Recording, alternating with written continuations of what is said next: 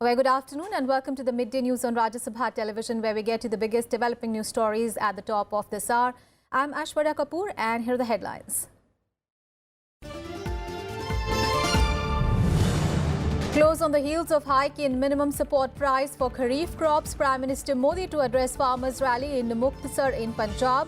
Farmers from Haryana and Rajasthan also attending the interaction with the Prime Minister.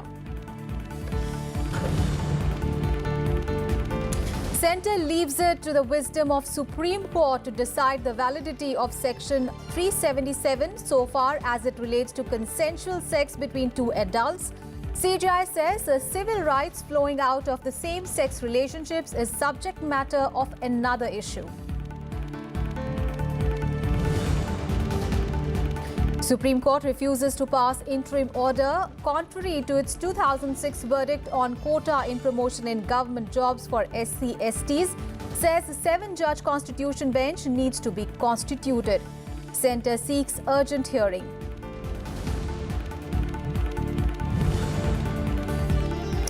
Two-member panel formed by Rajya Sabha chairman to review rules of the House to submit a report soon, discloses Secretary General Desh Deepak Verma. In an exclusive interview to Rajya Sabha television, says new rules will have enough punitive measures to deter members from stalling the House. And France edged past Belgium to enter the Football World Cup final in Russia. Samuel Umtiti's winning goal ensures 1-0 victory. They now await winners of the second semi-final between England and Croatia today. Our top story this afternoon, Prime Minister Narendra Modi is in Muktasar in the state of Punjab, where he will address a massive farmers' rally shortly. Now, this rally is being organised jointly by the Shiromani Akali Dal and the BJP, following the government's recent decision to hike the minimum support price of Kharif crops. Farmers from Rajasthan and Haryana are also attending the rally. The Prime Minister will interact with the farmers following the government's decision. Remember, the Cabinet Committee on Economic Affairs had on 4th of July approved the MSP of 14 Kharif crops. MSP for paddy was hiked by a steep 200 rupees per quintal. On to the other top story of the day. The Centre today told the Supreme Court that it would leave it to the wisdom of its judges to decide on the constitutional validity of Section 377 on the issue of criminalizing unnatural intercourse between two consenting adults. The Supreme Court has responded, saying that it will restrict itself to whether Section 377 is unconstitutional with regard to consensual sex between two adults. The CJI said today that it intends to rule, subject to arguments, that two consenting adults, even if engaged in unnatural sex, will not be liable for prosecution for any offence. The Apex Court had yesterday commenced the crucial hearings on a number of petitions seeking decriminalisation of consensual sex between two adults of the same gender. The Apex Court had in 2013 restored a sexual relationship between persons of the same sex as a criminal offence, and it had set aside the 2009 Delhi High Court judgment that had held as unconstitutional Section 377 of the IPC.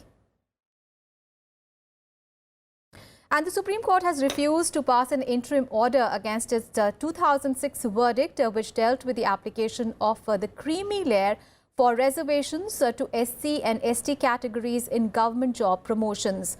The Apex Court said that a 7-judge constitution bench is needed to consider the 2006 verdict. The Attorney General said that the matter should be heard urgently by a 7-judge constitution bench, as lakhs of jobs in railways and services are stuck due to confusion over various judicial pronouncements. The bench said that one constitution bench is already seized of various matters and the issue can only be taken up in the first week of August. And the Law Ministry has come up with a proposal to set up special fast-track courts across the country to try rape cases. Now, this is part of a larger scheme to strengthen infrastructure for better investigation and swift prosecution in such cases. Following discussions with the Home Secretary, the Department of Justice in the Law Ministry has presented a draft scheme for setting up of these special courts. And the new scheme is part of an ordinance that was recently promulgated to allow courts to award death penalty to those convicted of raping children aged up to 12 years. Now, the scheme will include components including strengthening of physical infrastructure and prosecution machinery, provision of the required number of judicial officers for lower courts, additional posts of public prosecutors, dedicated investigators and special forensic kits. The proposal is expected to come up shortly before the Cabinet. And Rajya Sabha has, for the first time in 66 years since it came into being, entered into a memorandum of understanding with a foreign counterpart for promoting inter-parliamentary dialogue. Vice President M. Venkaiah Naidu became the first Rajya Sabha chairman to sign such an agreement on Tuesday. The agreement was signed between Naidu and visiting President of the Senate of the Republic of Rwanda, Bernard Makuza. The MOU, with 6 articles of cooperation, seeks to promote inter-parliamentary dialogue, capacity building of the parliamentary staff, organization of conferences, forums, seminars, staff attachment programs, workshops and exchanges. The two sides also discussed issues of bilateral interests and opportunities for cooperation for mutual benefit. Naidu also complimented the people in Parliament of Rwanda for having 60% women legislatures. The delegation is on a 3-day visit to India that concludes tomorrow. And for the upcoming Parliament session, Rajya Sabha members will be able to take part in proceedings in any of the 22 Indian languages listed in Constitution. This after the Rajya Sabha Secretariat provided the facility for simultaneous interpretation in 5 more languages in addition to the existing 18 languages. Rajya Sabha Chairman M. Venkaiah Naidu inducted a panel of new interpreters by awarding them certificates of completion of training and eligibility yesterday. At the upcoming monsoon session of Parliament, Rajya Sabha members will now be able to take part in the proceedings in their own native language. Members can take part in proceedings in any of the 22 scheduled languages. The Upper House is providing the facility for simultaneous interpretation in 5 more languages of Dogri, Kashmiri, Konkani, Santhali and Sindhi. Soon after assuming office, Rajya Sabha Chairman M. Venkaiah Naidu assured all necessary measures to enable members to speak in any of these languages in the Upper House. I hope that with this facility, the debates will become linguistically rich and diverse. Use of new phrases and idioms from different languages will embellish the debates. Members will not feel inhibited in passionately expressing their views. Ahead of the monsoon session starting the 18th of July, the Rajya Sabha Secretariat has arranged for simultaneous interpretation facility. To overcome the difficulty in identifying suitable candidates, the Rajya Sabha Secretariat has taken help from civil society members. I am very happy that today this day has come when, with the efforts of everybody, we have reached a stage where we can say that any language, 24 hours notice, and we are able to provide interpretation. At an event on Tuesday, Chairman Naidu inducted the panel of new interpreters by awarding them certificates of completion of training and eligibility. With input from Navikram Singh, Bureau Report, Rajya Sabha TV. And days before the Parliament's monsoon session commences, the Secretary General of Rajya Sabha, Deep Verma, has said that disruptions inside the Upper House are frequent because systemic changes need to take place for the seamless functioning of the House. Here is a report. Disruptions could well be a thing of the past. After crucial working hours were lost in the budget session, efforts are on to put the Upper House of Parliament in order. The 2-member committee constituted in May this year by the chairman of the Rajya Sabha M. Venkaiah Naidu is giving finishing touches to the report, which is set to change the rules of conduct and business of the Upper House.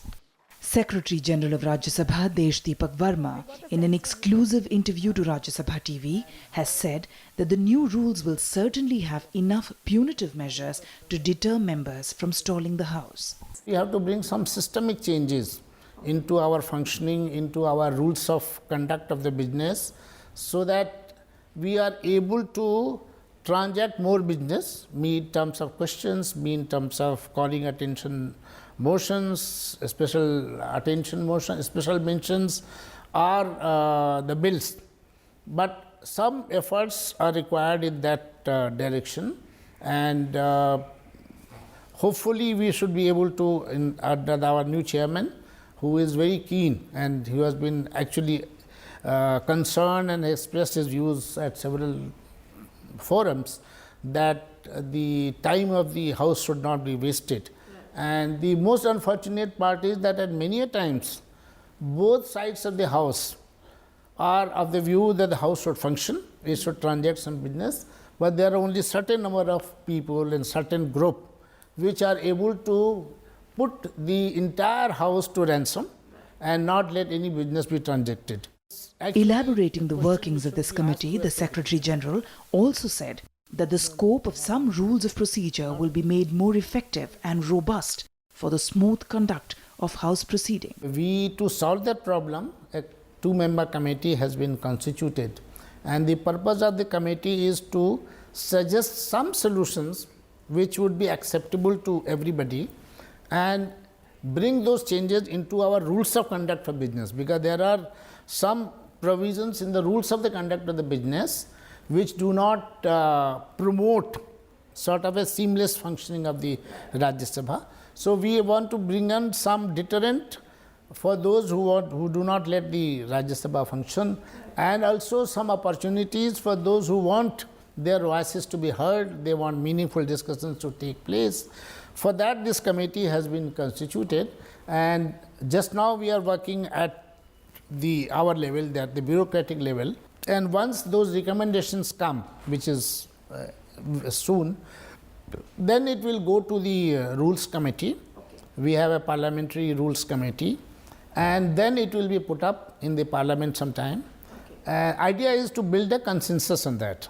While the Secretary General is in favour of telecasting live proceedings from inside the upper house, he says he has no plans to telecast live proceedings of parliamentary committees, as that would refrain members from giving their honest opinions. We are not planning to telecast the proceedings of the committee meetings, and I'll tell you why. There are such very good reasons. You see, when people represent themselves in the House and they are representing their constituency or their party, they take party stand or a stand which suits their constituency. But when they sit in the indoor, in fact this issue has been debated many a times, and on the face of it, it looks that it should be transparent, people should get to know. But what happens is that in the parliamentary committee meetings, many of the members, cutting across the party lines, come out with real solutions. And they say, I can't say it outside, but I'm telling you, yes, do it this way. Or even they sort of compromise from their hard party stand. Said, my party stand is this, but I can come up to this. So other party says, my hard stand is this, but I can come up to this. And through this, the solution comes. The moment you televise it live or let people know, then what will happen is that people take their typical party stands, and there is not a very constructive discussions. What is happening in the parliament, same thing will start happening in the committee. So the committee is like a think tank, and in the think tank, people exchange their ideas and try to find a solution to that problem. The two-member committee tasked with reviewing the rules of procedure and conduct of business is expected to come out with its report soon. Neelu Vyas's report for Rajya Sabha TV. And you can watch that entire interview tonight at 9:30 p.m. and on Thursday at 10 a.m. and 5:30 p.m. on our special program, To the Point.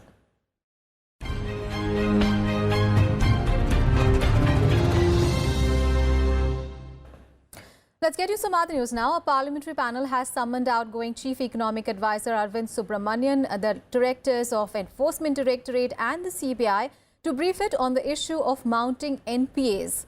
On Tuesday, the panel was briefed by senior finance ministry officials, including Hasmukh Adhia and the deputy governors of the RBI. The members of the panel posed a number of questions over the rising non-performing assets, or the NPAs, and crisis in the banking sector. During the meeting, the members demanded various documents as well, including minutes of the board meetings of the public sector banks in which high-ticket value loans were approved. Subramanian is scheduled to brief the panel today over the issue. Remember, the CBI and the ED are called as they are investigating various cases of NPAs and complaints against senior bank officials related to sanctioning of loans. In midday news, time for a very short break. We'll be back with more news.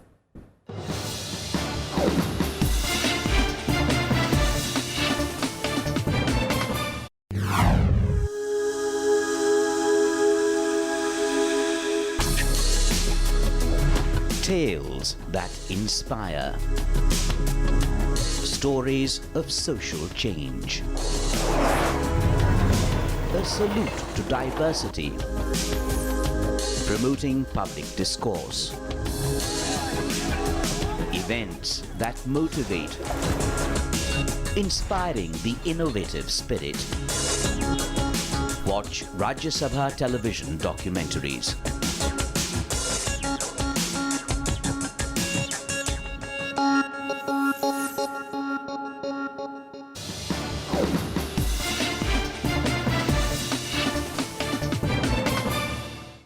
Thanks for staying with us. Andhra Pradesh has topped the ease of doing annual business ranking of states and union territories. The list was released by World Bank and the Department of Industrial Policy and Promotion on Tuesday. Take a look at this report. The annual Ease of Doing Business ranking of states and union territories by the World Bank and Department of Industrial Policy and Promotion was released on Tuesday. Andhra Pradesh topped the list for the second year in a row, followed by Telangana and Haryana. Andhra Pradesh scored 98.42%, Telangana 98.33% and Haryana 98.07%. Others in the top 10 include Jharkhand on 4th position, Gujarat on 5th, Chhattisgarh was 6th, followed by Madhya Pradesh, Karnataka, Rajasthan and West Bengal. Meghalaya was ranked last at 36th position. Gradually you will see one by one all these things are happening. Online systems have come. Idea was to reduce or eliminate the personal interface completely. According to the Department of Industrial Policy and Promotion, 17 states achieved a reform evidence score of more than 90%, while 15 achieved a combined score of 90% and more. First implication is the focus on states.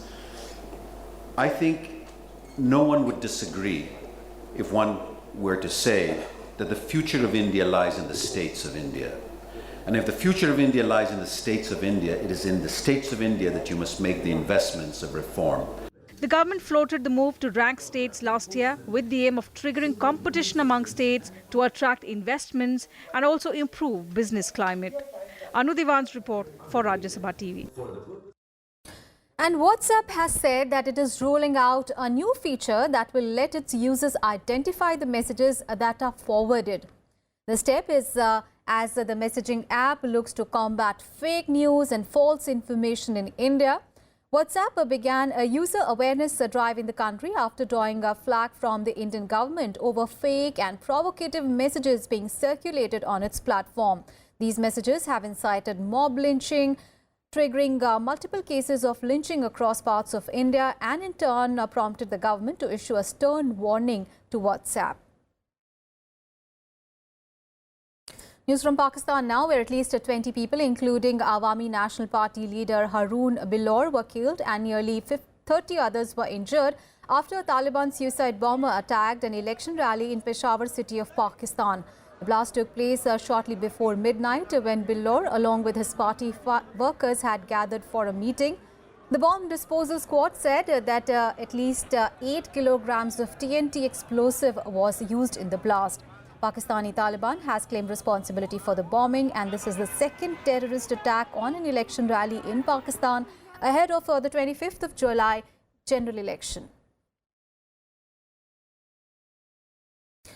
News from Europe now, where the leaders of 29 NATO allies and many partner nations will meet in Brussels on Wednesday and Thursday for a summit at the alliance new headquarters. Now, the agenda of the meeting is to strengthen NATO's deterrence and defense, step up in fight against terrorism and achieve a fairer burden sharing.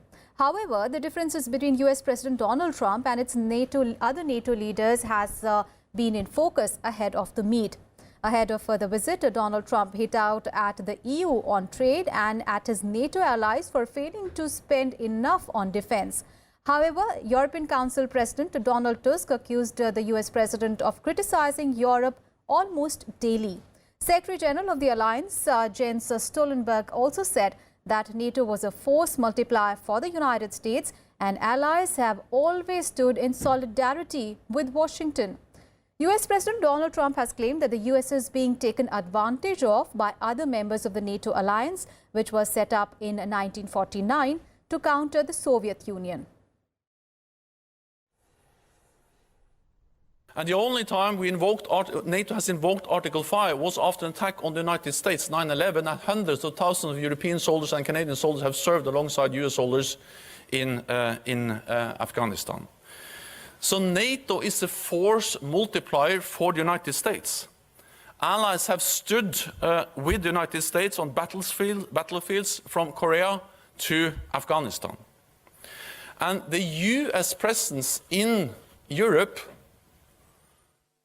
is of course good for European security, but is also good for the United States.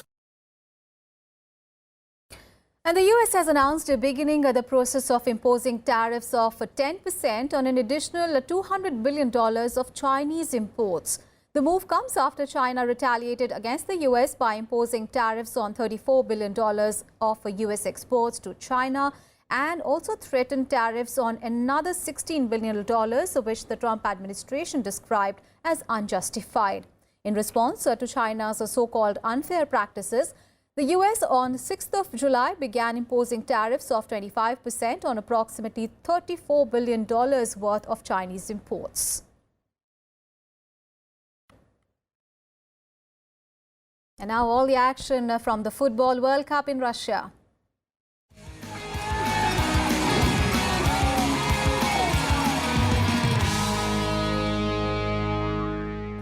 All right, so it'll be France that will face England or Croatia in the World Cup final after edging past European neighbours Belgium 1-0 in the semi-final in St. Petersburg yesterday. 1998 champions, the Les Bleus played just well enough to outclass Belgium in a hard-fought contest. The teams largely cancelled out each other technically, tactically and physically, but 6 minutes into the second half, France defender Samuel Umtiti scored the winning goal with a header from Griezmann's corner. Belgium came through the quarterfinals by impressively beating Brazil, but they were unable to find the equaliser yesterday. And with the win, France have reached their third World Cup final, having been beaten by Italy on penalties in 2006. France coach Deschamps captained his team to victory in 1998 and has now guided it to the two most recent major tournament finals. The French players danced on the field after the final whistle and shook the hands of Thierry Henry, who helped Les Bleus win the World Cup in 1998 and is now Belgium's assistant coach.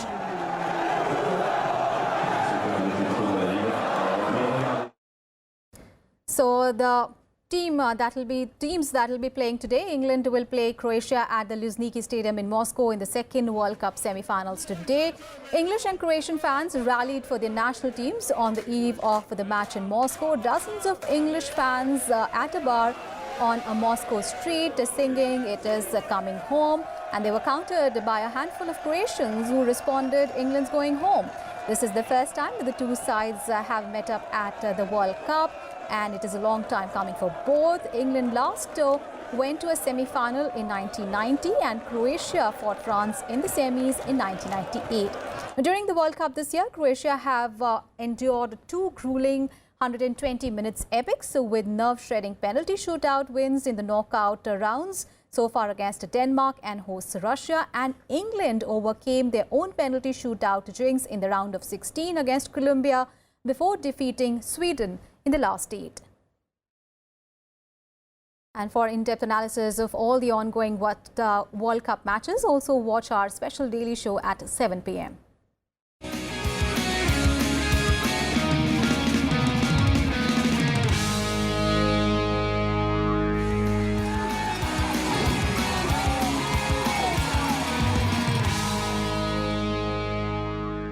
And now news from Wimbledon, where women's quarterfinals saw victories for Serena Williams, Julia Georges, Jelena Ostapenko and Angelique Kerber. Angelique Kerber clinched her third appearance in the Wimbledon semi-finals with a 6-3, 7-5 win over Russian Daria Kasatkina, and Jelena Ostapenko became the first Latvian to reach the Wimbledon singles semi-finals after she subdued Slovakia's Dominika Cibulkova 7-5, 6-4. And German 13th seed Julia Georges ended the giant-killing run of her close friend Kiki Bertens to reach her first Grand Slam semi-final with a 3-6, 7-5, 6-1 win. And Serena Williams survived a major scare before sealing her 11th Wimbledon semi-final appearance as the 7-time champion hit back to beat Italy's Camilla Giorgi 3-6, 6-3, 6-4. And with that, we come to the end of this edition of Midday News. Thanks for watching.